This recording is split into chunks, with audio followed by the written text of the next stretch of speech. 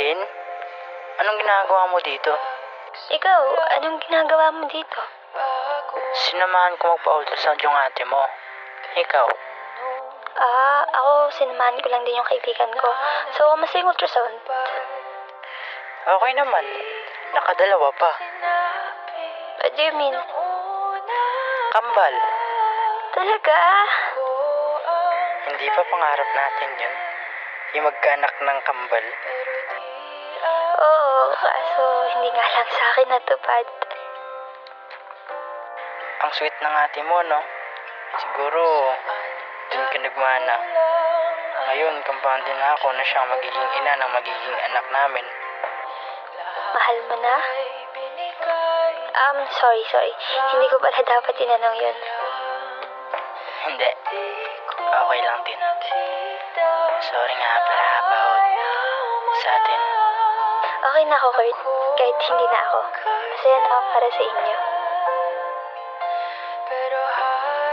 Sobrang ganda mo, ate. Nahanap ko na nga eh. Tinago mo lang. Wala, ate. Sige, good luck.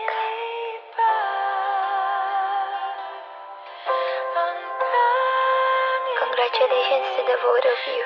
Masaya ako para sa inyo. Kurt, ingatan mo sana yung ate ko, ha. Mahal ko yan.